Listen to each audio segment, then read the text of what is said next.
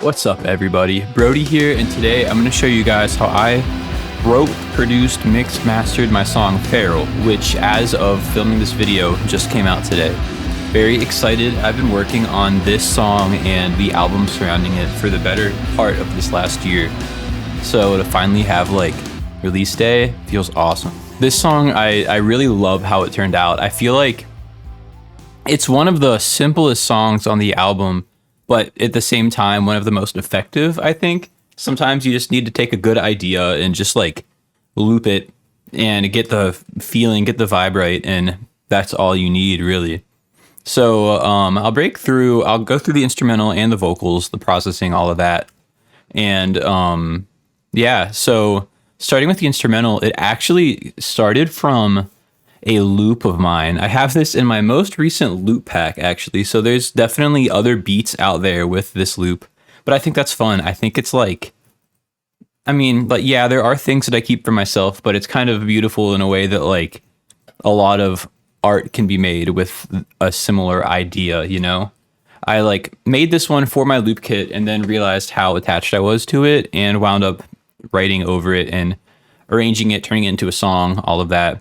But I'll go through all the individual parts here and kind of talk about what's going on. So we start off with this layer.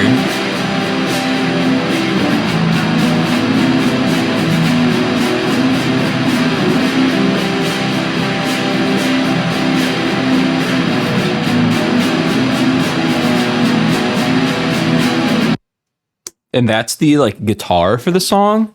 It's a really weird tone, and I think that's part of what I love about it. Like, this is definitely like the core of this song is that sound. So for the guitar, I used my Squier Bass 6 that I've modded. I have it set in like an open D, an octave down. Added a humbucker in the bridge, kind of make it a little more beefy. And I feel like this was like perfect way to use this song, use guitar in this song, because this kind of sits somewhere in between like a shoegaze and post-punk kind of mood, I think. It's like shoegazy tonally, but the structure, the vibe, the verses, the flow feels a little post-punk in my opinion. So the way this tone worked, I made this loop forever ago. And as of now, I have different setup. I have an amp setup over here. I have a Marshall head and then a Roland Jazz Chorus amp. And now I have my Jazz Chorus. I have two E609 microphones set up on it to close mic and record it. And this specific loop, I wrote it when I had my Jazz Chorus. I had my amp and I was like jamming with it. I was running a few like distortion pedals through that sound. And I was too impatient. I had like the mics that I currently have on it like in the mail, and I really wanted to track. I really wanted to have an idea. So what I did was I took this mic, my like vocal mic, my blue baby bottle, and I like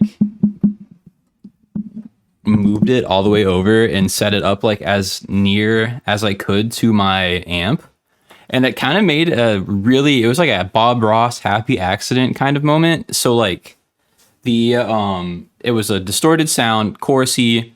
It had some reverb on it, but because it was so far away from the amp, it like basically I only room mic'd the amp, no close mic. It became like very airy, very like reflection heavy. And on top of that, because I was just sitting right next to it, like I was sitting right here with my mic over here, strumming and playing the parts, you get like a ton of pick noise and string noise as well. So it almost sounds like baked into it. It sounds like I like close mic'd a guitar, put a room reverb on it, and then like layered an acoustic guitar or something. But it's really just like one take of guitar panned left and right over there in my room. You hear the strings slapping.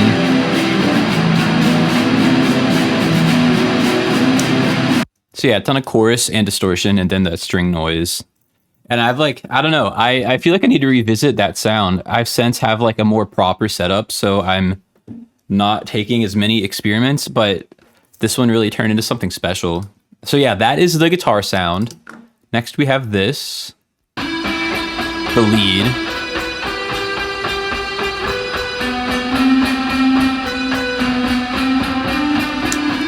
Which is that same process, just instead of playing chords, I'm playing that lead melody.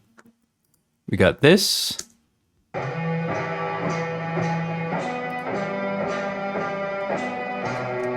which is that same lead, but I duplicated it and I added a plugin of halftime on it to like slow it down and pitch it down an octave, like gross beat type effects. Next we got this, the bass.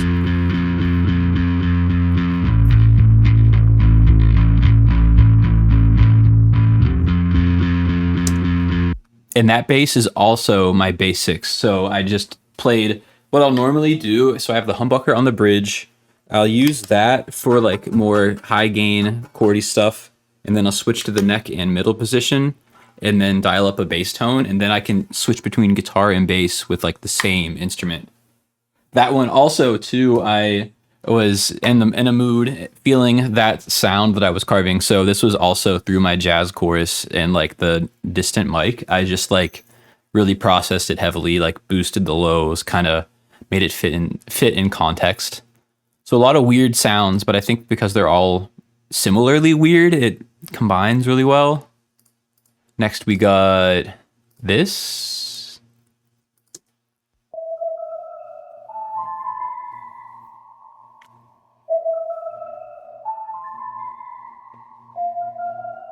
Cool like mood setting synth layer. I have a Arturia Micro Freak synth right here on my desk. And sometimes it's really flexible and really fast. I can just like turn it on and dial up a sound really quickly. So sometimes if I want like extra texture, I'll do that. I felt like it had like a nice mysterious kind of moody sound to it. Next we have this layer, which I love.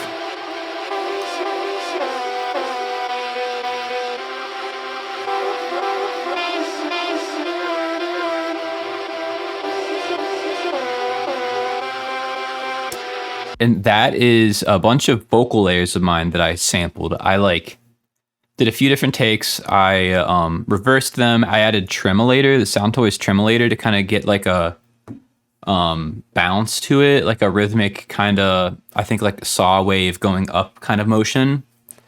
And I think similarly to the guitar tone, these are like what make the song.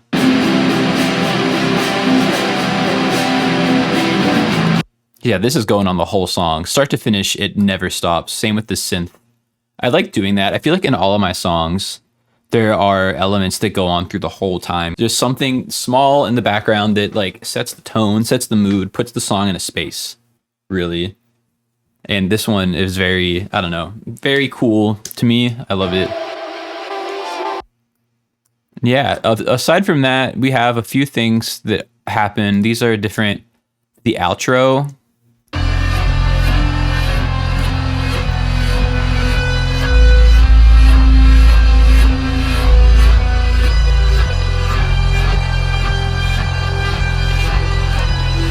So for this song, for this outro section, I really took influence from an old song of mine called Sirens. I took the bass guitar and I pitched it down, half-timed it so it's an octave lower. And then this section, I pitched up an octave with Little Altar Boy.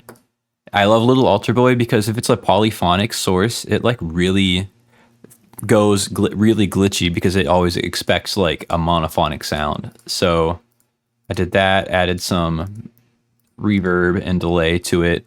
I took the vocal sample that I made and I really stretched it out. And that's what I'm talking about with the Ode to Sirens, if you will. So the main beat of that was like taking a vocal a cappella. I did the drums, I like made the whole song. And then I took a vocal a cappella and just stretched it from start to finish of the drums. And like whatever happened. And I felt like this was a cool sound reminiscent of that. So yeah, you do that all together and you get the beat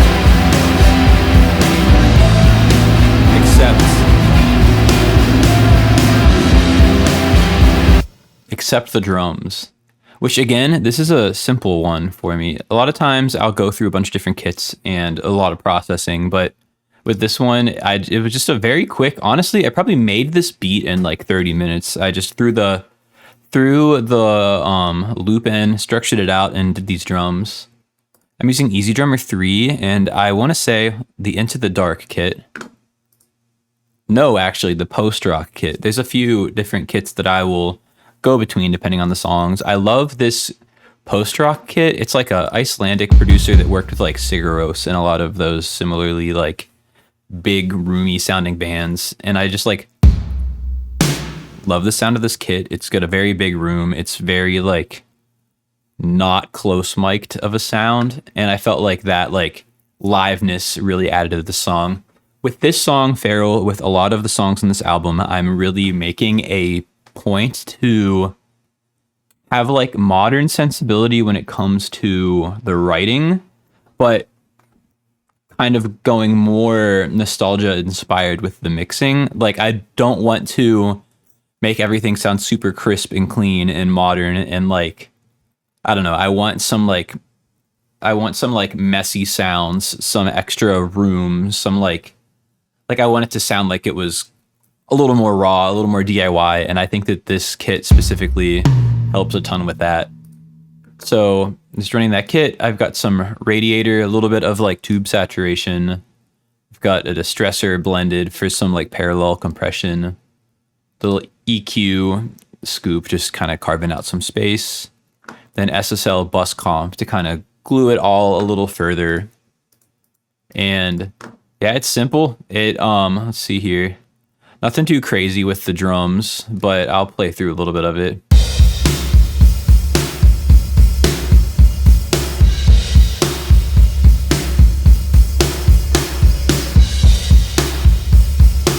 I love the snare too. It's got a really like bright snappiness to it. That does have some low end, but that kind of gets lost a bit in the mix.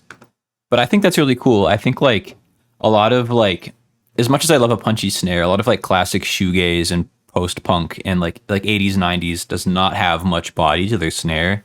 Like the snare on Loveless by My Bloody Valentine is just that high end smack, and like it sounds kind of weird on its own, but in context, I feel like it makes the guitars sound even bigger because everything else is just kind of getting like swallowed up by the guitars. And this is it together again.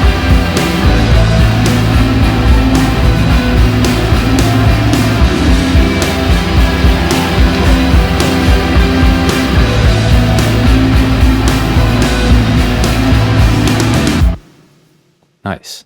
Then let's see here. We got our beat bus here, and then my master bus. A little redundancy here, but let's see here. I have a little bit of soft clipping to glue the whole beat together. A little more tube saturation.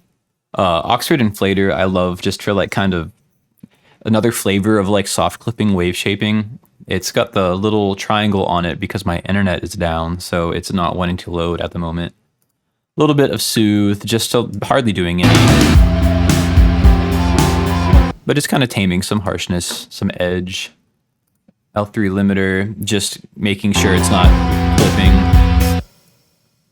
Again, a lot of this is a little redundant for the beat bus to the master bus, but the reason this happened was because I made the beat in a separate file, and then I imported it into this session with the vocals.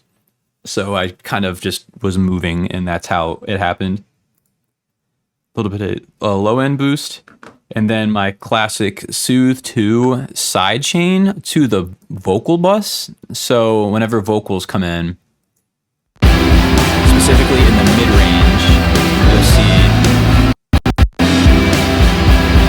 eventually. There we go.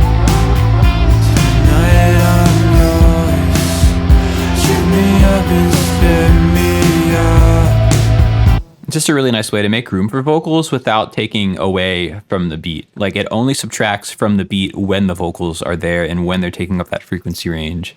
So I find it like a very transparent way to balance everything, especially in a song like this where the guitars are so overpowering and the vocals want to be tucked. Like that's an issue with some of like the shoegaze mixing is like, all right, you have really loud instrumental and then the vocal delivery sometimes is a lot softer. So how do you make that still stand out enough that you can hear what's going on? And that's kind of my answer to it. Then vocally, I'm a big fan of like a ton of vocal layers, but honestly with this one, like I said, simple just worked and there was so much going on.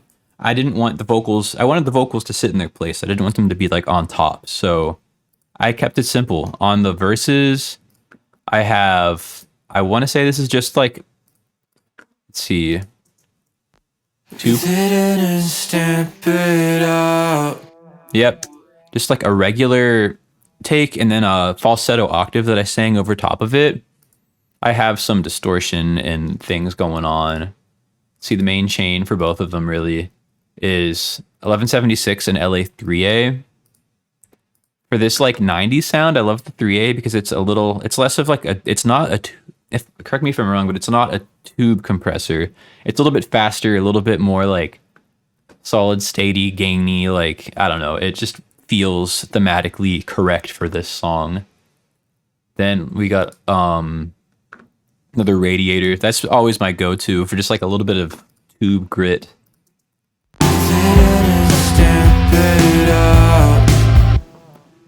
Then, let's see here. On the falsetto, okay, don't laugh at me for my soloed falsetto vocals, but I also added a little bit of Decapitator for a little more dirt. Okay, I lied.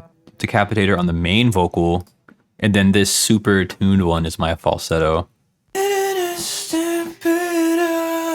There we go, that makes more sense.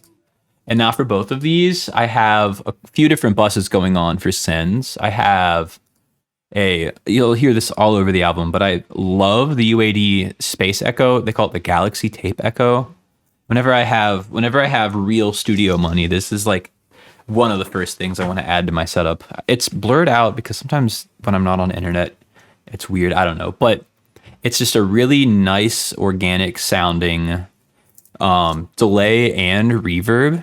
And I feel like I use it similarly to like the Soundtoys Crystallizer, but this feels like the analog version of it, if that makes sense. Like it is like a really cool texture. It feeds back super nicely if I automate a bunch with it. You got that for like a nice wide tape echo and reverb. I have it set so it's like on the left side, like on one side it is the delay, and on one side it's the reverb. So it's super wide and it lets the vocals feel kind of dry in the middle, but then this is like the background for it. Next we have the Lexicon reverb. Again, talking about like same decision as the LA3A for this, having like a thematically like 80s 90s sound, like a digital reverb. I thought that this was really nice. Like a digital plate is like so shoegazy, so post-punk, so like The Cure. It's like gated snare type sound. And I felt like that like creates between those, it creates the room. The tape echo is like the weird room. This is like a little more normal sounding. I have a layer of Devil Lock for distortion, and then I'm widening it with micro shift to add like the extra bit of dirt you're hearing on the sides. So it's pretty mono without it.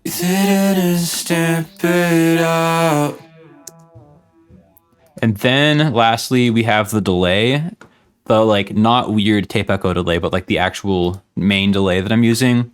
It's Primal Tap. I'm using it on its ping pong setting with a little bit of modulation to it. And then I'm putting a phaser directly on that to give it some more cool texture.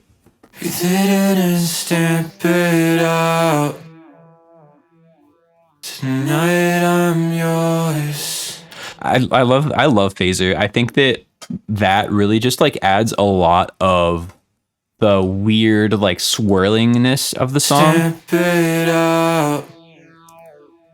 I feel like this beat is so dizzying, swirling, like so much moving around you that I wanted the vocal production to kind of be reminiscent of that. And yeah, that's what's going on in the verse. We have this little telephoned verse section. Just RC20 and Digitalis. I'll say it once more. I fell for you. And then the hook, we have main vocal, panned left and right, and then double. That's what's going on here. I fell for you. How much can I take without you?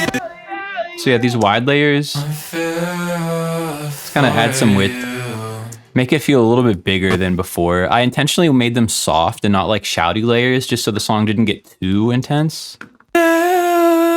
For you. Again, bad falsetto, but again, kind of intentional. I want everything to be kind of muddy.